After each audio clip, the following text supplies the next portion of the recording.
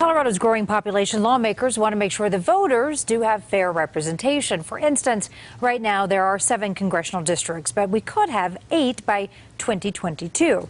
So where should those lines be drawn, and who should actually draw them? Political specialist Sean Boyd live at the Capitol for us tonight. And Sean, voters will have a say in how these lines are drawn. Hey, Karen, redistricting may seem like dry stuff, but it is enormously important. It can determine which party represents Colorado in Congress or controls the state legislature here for the next decade. It's only done after each census. No wonder it's become a full contact sport between the two parties. But 2 ballot measures in November could bring radical change, and an independent voter is behind them.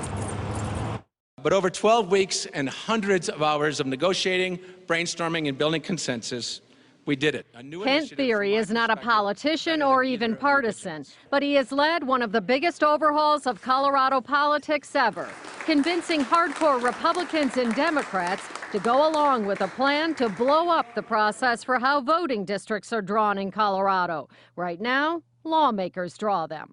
We essentially ask our elected officials to pick their own voters. It means that out of our 65 House seats, 90% are locked and loaded for one party or the other.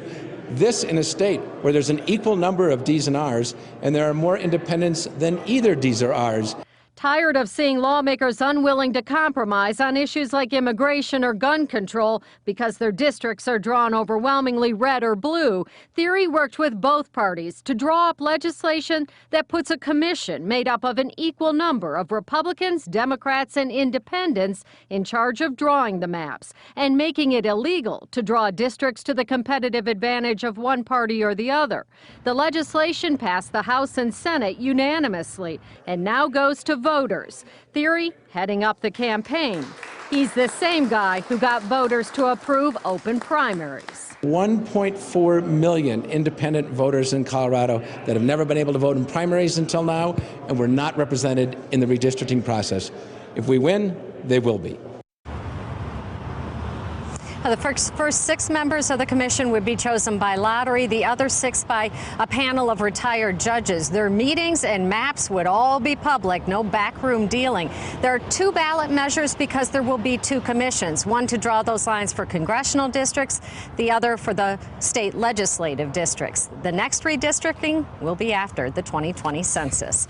Live at the Capitol, Sean Boyd covering Colorado First.